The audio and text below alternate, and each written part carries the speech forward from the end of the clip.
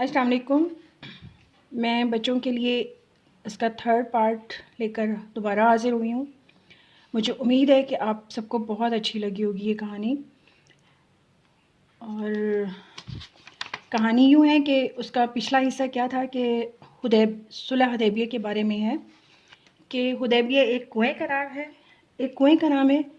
اور حدیبیہ بیسیکلی ایک جگہ ہے، چھوٹا درجے کا گاؤں ہے، اس کا نام ہے. اور یہ مدینہ اور مکہ کے درمیان میں ہے. مدینہ سے تھوڑا دور ہے اور مکہ کے قریب ہے، اور اس کا کچھ حصہ حرم میں بھی شامل ہے. اور حدیبیہ میں آنے کے لیے سفر حدیبیہ اس لیے بھی مشہور ہوا کیونکہ حضور پاک صلی اللہ علیہ وسلم کو عمرہ اور حج کا شوق بیدار ہوا. اللہ تعالیٰ نے انہیں یہ سعادت دی کہ وہ حج اور عمرہ کرنے کے لیے خواہش پیدا ہوئی، اور انہوں نے اعلان کر دیا اور ساتھ بہت سارے لوگوں کو تیار کر لیا. اور جب وہ وہاں پہ پہنچے تو مکہ والوں نے، قریش والوں نے انہیں اندر آنے سے منع کر دیا. تو لاسٹ میں عروہ تھے جنہوں نے حضرت صلی اللہ علیہ وسلم کے ساتھ تھوڑی سی بدلحاظ ہو کے بات بھی کی، برے اور طریقے سے بھی بات کی، اور کہ کبھی ان کی ریش مبارک کو ہاتھ لگانا. ریش کا مطلب ہے داڑھی بیٹا، لمبے بالوں والی داڑھی، اور اس کو ہاتھ لگانا اور اس انداز میں بات کرنا، اور اس پہ باقی صحابہ کرام کا تل ملا اٹھنا. یہ ساری صورتحال پیش آئی، اور نتیجہ یہ ہوا کہ حضور پاک صلی اللہ علیہ وآلہ وسلم کے پاس جب بھی کوئی جاتا تھا تو وہ اتنا مہربان ہو جاتا تھا. حضور صلی اللہ علیہ وآلہ وسلم کو دیکھ کر ان کا لہب و لہجہ، ان کا انداز بیان اتنا خوبصورت تھا کہ جو بھی انہیں دیکھتا تھا ان کا گرویدہ ہو جاتا تھا. تو عروہ کا بھی کچھ یہی حال ہوا، اور اس نے آ کے قریش والوں کو بڑا سمجھانے کی کوشش کی، لیکن وہ نہیں سمجھے. تو نتیجہ یہ نکلا کہ عروہ بن سعود نے خود اسلام قبول کر لیا. اب اس کی آگے کی کہانی یہ ہے کہ حضرت صلی اللہ علیہ وآلہ وسلم نے خراش بن امیہ خزاعی کو اپنے خاص اونٹ دے کر قریش کے پاس مکہ مصلحت کی بات کرنے کے لیے بھیجا. مگر انہوں نے کیا کیا کہ اس کا اونٹ کو مار دیا، اور حبوش نے بڑی مشکل سے اس کی جان بچائی.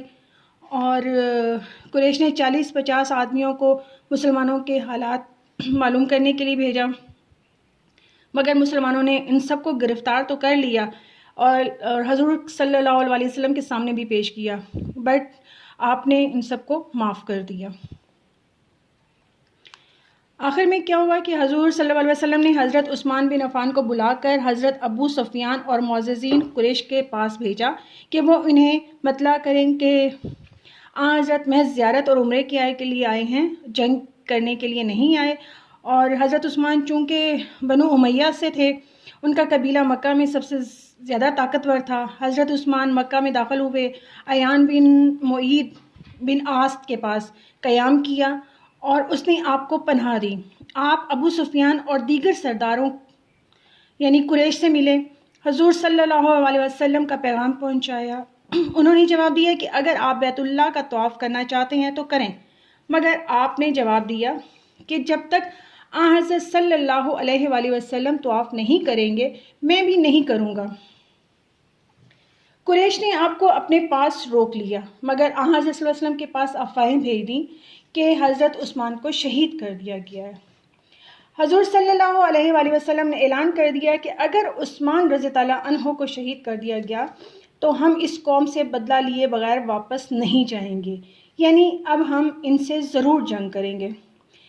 یہ وہ جنگ ہے جسے بیعت رضوان کہتے ہیں، اور یہ آپ نے اپنے چیپٹر میں بھی پڑھی ہے، 6 کلاس میں یہ چیپٹر ہے، ایک ٹاپک ہے. ہم یہ اس کی ڈیٹیلز میں جا رہے ہیں.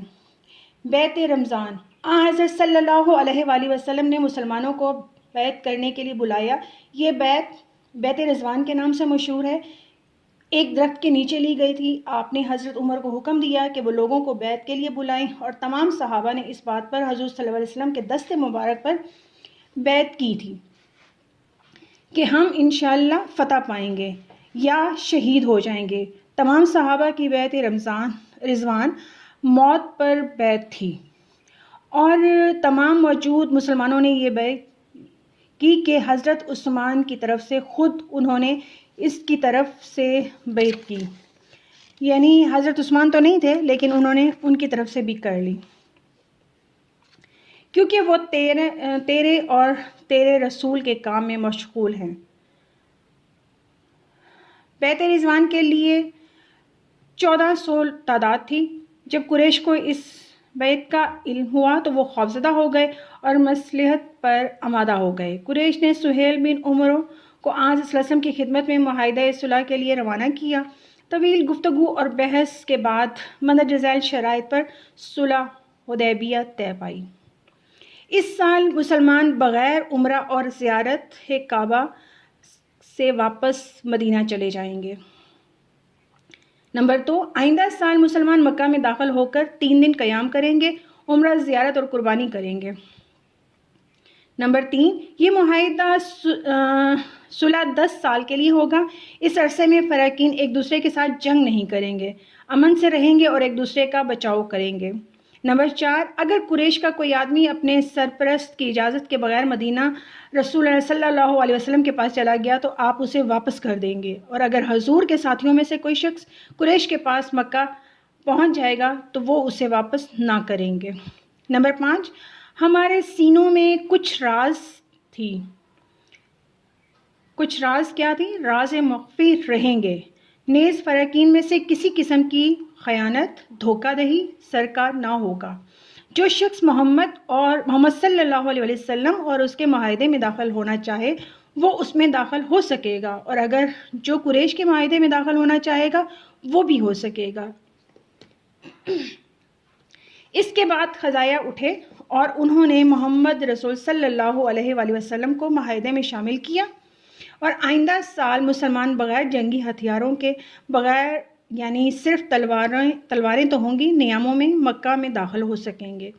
قریش مکہ کو 3 دن خالی کر کے باہر چلے جائیں گے، یعنی وہ 3 دن کے لیے آئیں گے اور اس سے زیادہ وہ یہاں نہیں رہیں گے، اور عمرہ اور حج کریں گے، اپنی زیارت کریں گے اور اس کے بعد چلے جائیں گے۔ جب معاہدے کی تحریر لکھی جا رہی تھی تو حضرت علی نے محمد رسول صلی اللہ علیہ وسلم لکھا، مگر سہیل بن عمرو نے اعتراض کر دیا کہ ہم آپ کو رسول تسلیم نہیں کرتے، اس لیے محمد بن عبداللہ تحریر کریں۔ حضور صلی اللہ علیہ وآلہ وسلم نے حضرت علی کو ایسا ہی لکھنے کو کہا، مگر انہوں نے انکار کر دیا۔ اس پر آپ نے خود رسول اللہ صلی اللہ علیہ وسلم کا لفظ مٹا دیا اور اس کی بجائے محمد بن عبداللہ تحریر کر دیا۔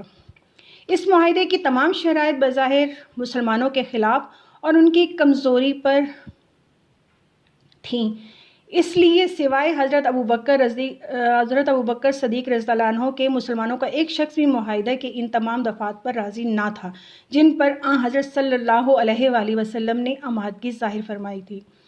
حضرت عمر اپنی سخت طبیعت اور جوش جذبہ، حق و صداقت کی بنا پر از حد مشہور تھے۔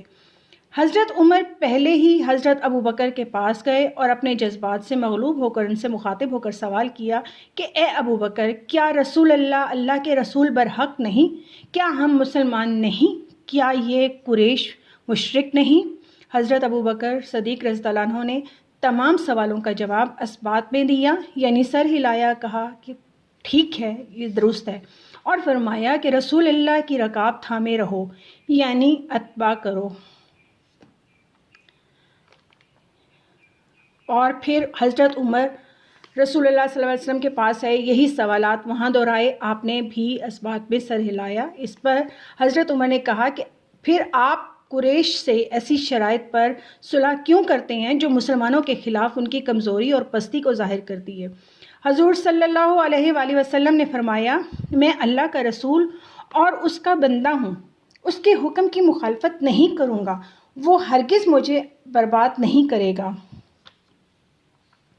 اس معاہدے کا اصل نسخہ سہیل بن عمرو کے پاس رہا، کیونکہ وہ اصرار کرتا تھا معاہدہ کی دستاویز میرے پاس رہیں گی، مگر اس معاہدے کا دوسرا نسخہ محمد بن مسلمہ نے لکھا جو حضرت صلی اللہ علیہ وسلم کے پاس رہا۔ اس معاہدے پر مسلمانوں کی طرف سے حضرت ابوبکر، حضرت عمر فاروق، حضرت عثمان غنی اور عبد الرحمن بن عوف، سعد بن ابی وقاص، ابو عبیدہ بن چراغ اور محمد بن مسلمہ وغیرہ نے گواہی دی اور قریش کی طرف سے جو لطیف اور مکرز وغیرہ نے گواہی دی. یہ ان کا معاہدہ اس طرح طے پایا. یہ ایک قسط ہے، اس کے بعد انشاءاللہ اگلا پارٹ پھر میں دوبارہ سناؤں گی. جہاں رہیں خوش رہیں اور اسے غور سے سنیں اور خود بھی سنیں اور دوسرے اپنے بچوں کو اور چھوٹے بچوں کو بھی سنائیں تاکہ ان کے بچوں کے ذہن میں یہ کہانی یاد رہے اور وہ جب بڑے ہو جائیں تب بھی انہیں یہ چیز یاد رہے. بہت شکریہ. اللہ حافظ.